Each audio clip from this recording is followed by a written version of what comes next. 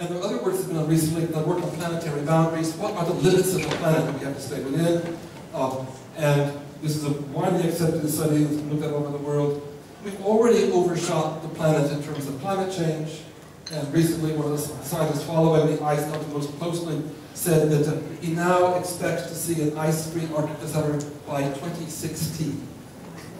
He says it looks like we're heading for the final breakup of the Arctic ice cap in the next few years. This year's melting has been the worst in history, going beyond the terrible melt of 2007, when we lost 23% of the ice in one summer.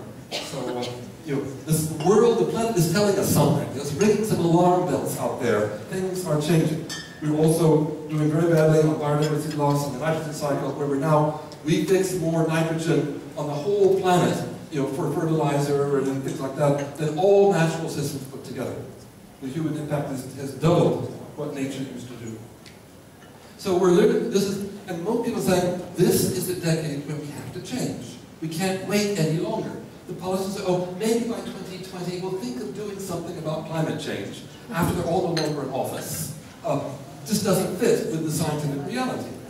But you might say the financial crisis is perhaps the most immediate threat. In fact, I've begun to think the only thing that can save us from the catastrophe of climate change is the financial collapse. Because that will bring down fossil fuel consumption, and then we can avoid the worst of what we're running ourselves. So you're also hoping we'll get a financial collapse to save us from something even worse, even longer term.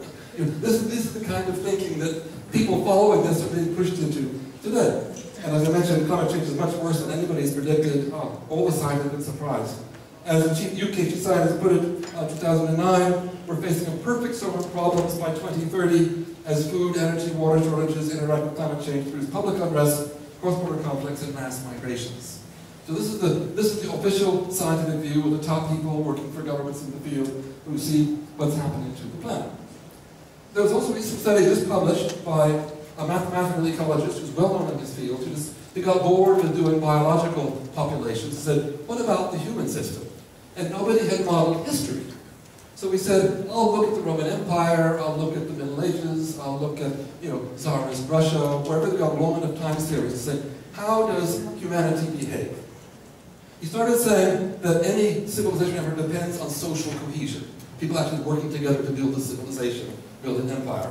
And therefore his best indicator was collective violence. How much are people fighting with each other in the civilization as an indicator of whether it was going up or whether it was going down. And there's a lot of data about revolutions and things like that that he could draw on to get 7 or 8 or 9 cycles of different civilizations.